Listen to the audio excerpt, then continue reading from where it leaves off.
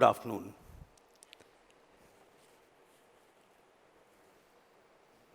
I've always believed that being successful has its own price.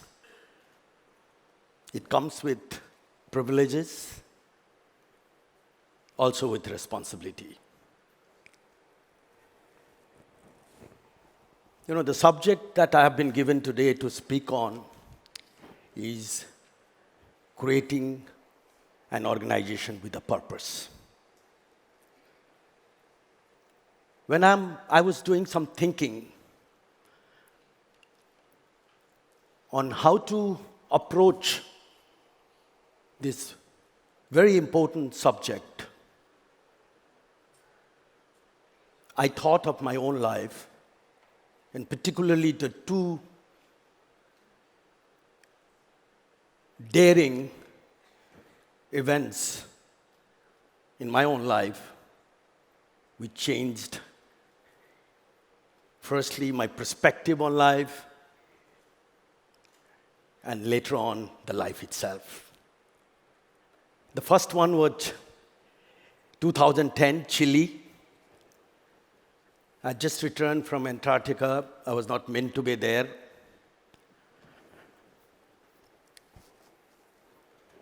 Planning to fly to Rio the next morning.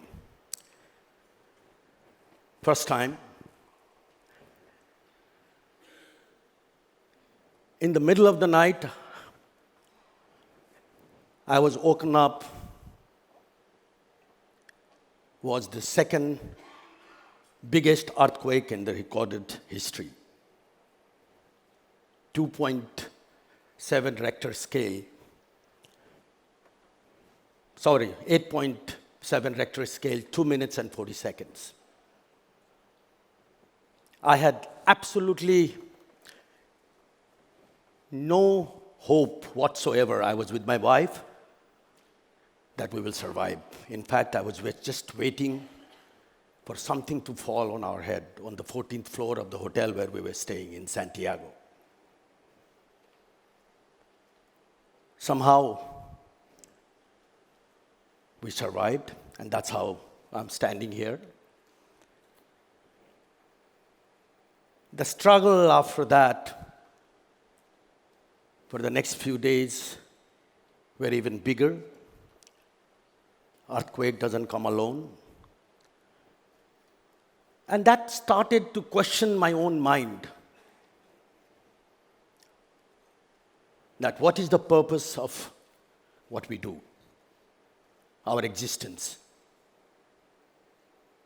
While we plan for years, decades ahead, in our personal life, in our professional life, we don't know what's going to happen the next moment. Somebody else is planning for you. And probably that's what helped me to look at the purpose behind everything that we were doing. As destiny would have it, April 2015, Nepal, the country from where I come, was stuck with another huge earthquake.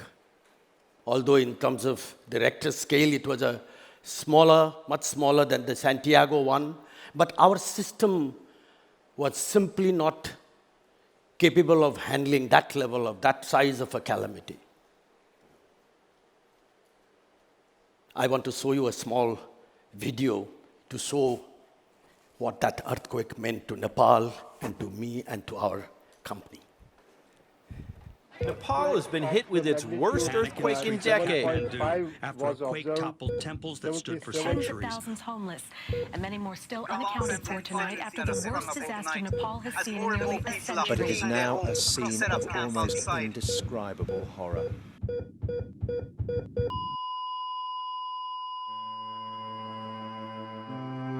On 25th April 2015, a devastating 7.8 magnitude earthquake struck Nepal. 14 out of 75 districts were severely affected. According to government reports, the earthquake claimed more than 8,500 lives and directly affected above 8 million people. Chaudhary Foundation, the philanthropic arm of Chaudhary Group CG, and one of its corporate social responsibility CSR initiatives, immediately deployed its team for earthquake relief and recovery. As an immediate response initiative, relief camps were conducted at 5 Chaudhary Group education schools located in Kathmandu Valley. Food, water, and medical relief were distributed to hundreds of people in association with various community-based organizations. Using CG distribution and logistics network, relief aids were distributed directly to 9 different districts. At present, we are conducting post-disaster management, where the main focus is on reconstruction and rehabilitation to reduce the impact of future hazards by building back better. Chaudhary Foundation has pledged $2.5 million for relief aid, school restoration, and transitional shelters. It aims to restore more than 100 community primary schools in 14 highly affected districts.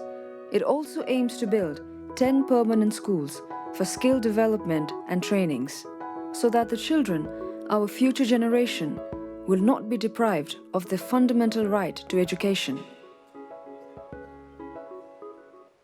My purpose of showing this foundation, this video, was not to show what we did as a foundation. We consider that as our humble duty as someone, as a country which has given us whatever we are today. But more importantly, to share with you that how a corporate can make a huge difference even in serving the society. Nepal, on one hand, was blessed with the sympathies of the whole world. Foreign aid and help and grants were pouring in. Our airport in Kathmandu had no space to stock these material. Our whole system, our whole delivery system has collapsed. 700,000 homes had been damaged. 30,000 schools, there were no schools for the children to go to. It was not a question of the financial resources. There was a will to spend money. Our friendly neighboring countries were prepared to do whatever they needed to. But we did not have construction material to take it to the places where homes had to be rebuilt. We did not have workmen because they had left for finding a safer place to be. So it required a kind of a sense of entrepreneurship. It required a sense of a creative thinking. We as CG, that time, we realized the power of network. We mobilized our contact, and we were very quickly able to identify a company out of India, a company called Seeds, who had done similar initiative in J&K, Jammu and Kashmir, when they were in trouble. They helped us. Immediately we mobilized them. They helped us put together a system under which we trained 6,000 people who ultimately were going to be the owners of these homes, to build their own home.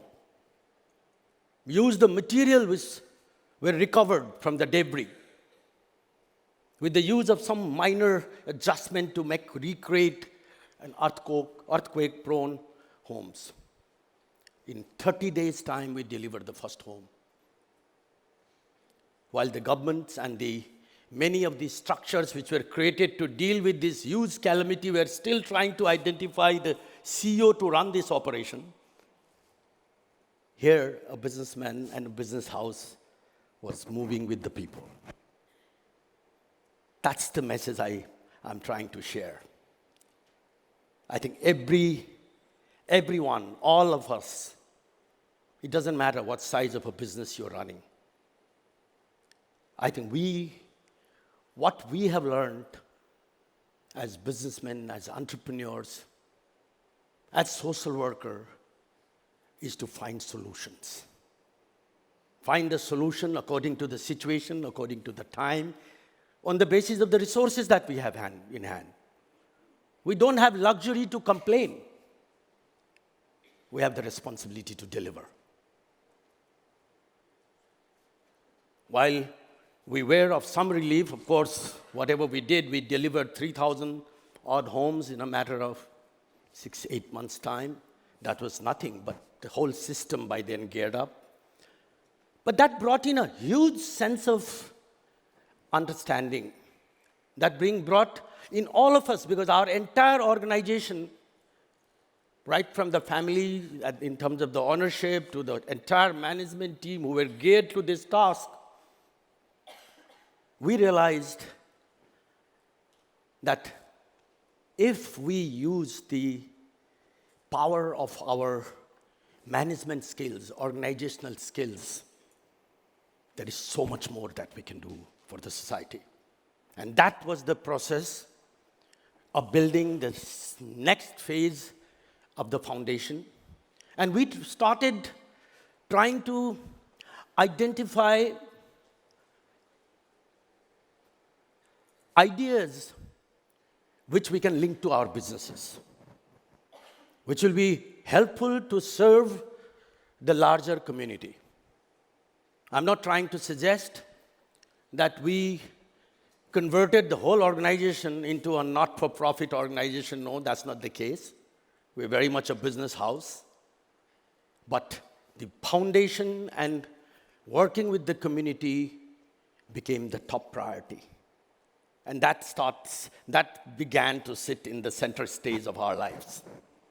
So that's what I meant when I said that the Nepal earthquake changed our lives and the lives of our organization.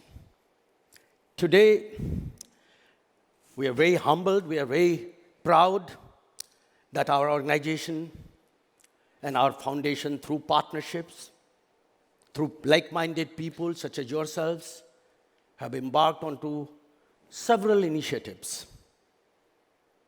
We've touched most of the SDGs through many of the work that we do.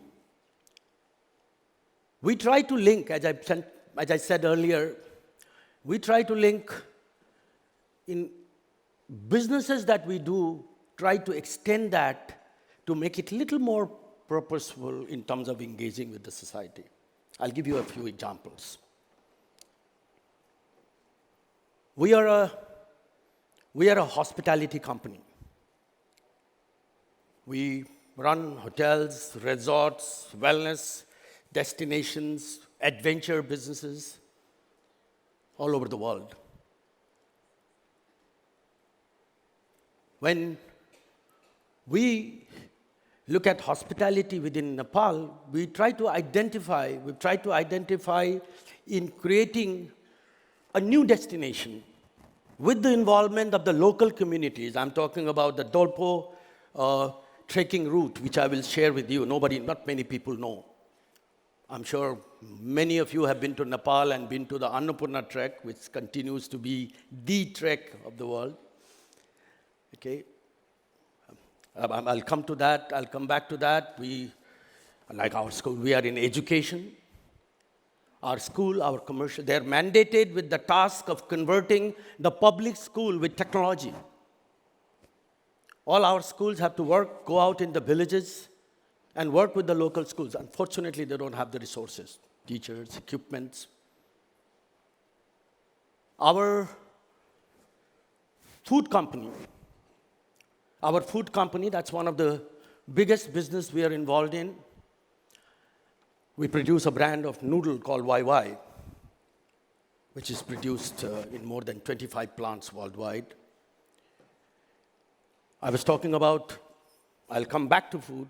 I was talking about the Dolpo, this beautiful picture, but the infrastructure is poor.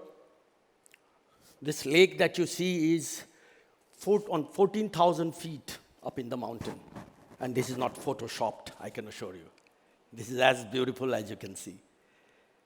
We're trying to create a new trekking route with the involvement of the local community. Through under our social impact program, we are giving them money to build, expand their homes into a decent lodge.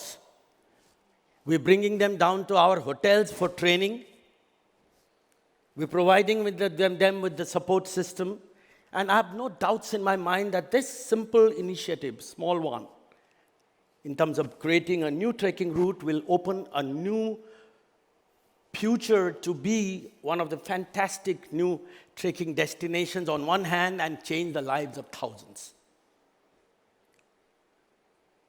Balyo Nepal is another initiative which we've just started. Nepal has a serious problem of stunting, particularly in the backward areas of Nepal, up in the mountains.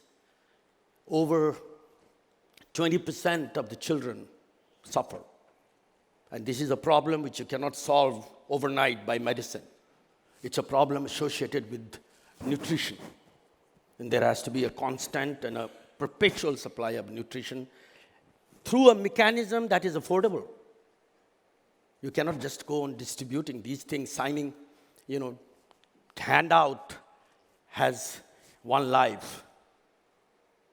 But a business which is linked to social factor has many lives. So we had to find an answer, and along with our partners, Bill and Melinda Gates, we've embarked on a journey which hopefully in a period of 5 years' time, by fortifying our noodles, we'll be able to provide a solution to stunting. It'll be supplied in areas where they need to be supplied. Therefore, I wish to say that it has been a long journey of building the CG, but the purpose of our existence is beginning to change with all these events and many of these initiatives we've taken. Many people question me that, if you say that foundation and these initiatives sits in the center stage of your life, what about the company? What about its growth? What about its bottom line? And that's where I wish to share with you, is based on studies by Harvard and MITs of the world. Today's consumer look for companies and brands who work with the people in times of need. Companies who appreciate what they are doing to the environment. Companies, what they are doing with their brand and how friendly it is. It's the biggest reward, I can assure you. It's the biggest dividend, even in commercial terms. The level of appreciation, the level of goodwill that you earn by being able to extend your call of duty beyond that one to the next level in terms of enlarging your engagement is far bigger. I think that's what the corporates need to do. They don't have to wait, or they don't have to wait for another arm to do it. You can build in, you can inculcate social initiatives as a part of your business. And in this context, I like to give you a couple of examples. I was talking about our hospitality business. This is the wildlife adventure travel arm of the CG Hospitality, and we went into this business because we believe that that's the most sustainable way of dealing with the issues of conservations in the parks, in the national park. The poaching, the destroying of the park happens because of lack of job. Because so if you link their interest, align their interest with the conservation of the park, you are making multifaceted contributions, not only to the ecology, not only to the wildlife, but also to the lives of the people. A similar experience I wish to share, which you know about the farm. I went there in 2008 as a guest, as an avid wellness seeker, as I mentioned. And what I found that, my God, I had done many hotels all the way from New York to Maldives to Sri Lanka. But this was a world of its own, the most beautifully curated world. And it was longing to find a meaning, the meaning which we are here to discuss during the last 4 days. We felt that this was another opportunity to take the business beyond the confines of pure business objectives. I think we started to work in developing this into a life-changing experience. I won't like to elaborate too much, you all know. Every day, me and my team, Preeti is here, Jennifer is here, Rahul is here, we work to find ways and means of making the whole experience meaningful. This is our way of giving it back to our friends, our guests, our families. We want this movement to grow. We want the movement that Suji has created, this beautiful movement, most powerful movement of the wellness, spreading the airs, the winds of wellness worldwide, like we want the palms winds to grow, to become bigger and impact the lives of everyone. Thank you very much.